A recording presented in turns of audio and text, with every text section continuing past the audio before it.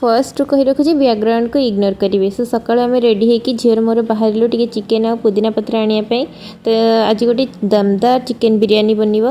Fast तो मुझे chicken को धोई धाई करी से तेल आ हलदी गोल रखी से जिते सब गोटा गरम मसला अच्छी ताको नहीं गली आउे पुदीना पत्र धनिया पत्र लंका गुंड लुण ता संगे दही अदा रसुण पेस्ट टिके लेंबू सबको आग टिके फर्स्ट गोलेदेली।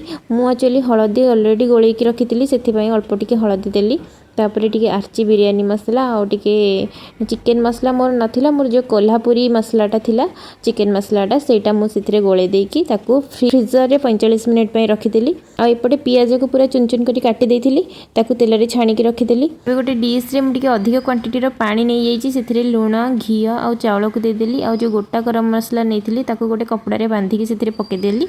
आ एठी मु गोटे आउटर लिड प्रेशर कुकर नैची काहे कि ना सेथरे मते दम भी दबार अछि त बेसी नहीं मात्र 2 चम्मच तेल दबा चिकेन को देकी 15 रु 20 मिनिट्स भितर चिकेन आमर 80% पाखापाखि हो गला परे जो किछि चिकेन को बाहर करी आनिया और तापरे राइस को देकी धनिया पत्र पुदीना पत्र से छणा जाइथिबा पियाज किछि बिरयानी मसला एमती लेयर बाय लेयर देकी ताको आमे अट्टा टिके गुळा देकी 15 मिनिट्स टू 20 मिनिट्स पाखापाखि छाड़ दबा दम दबा पई। चलंतु बनेबा कचुंबर आ मार्केट स्टाइल कचुंबर चाहूतिले मोटरे के गोटे थर निश्चय ट्राई करंतु।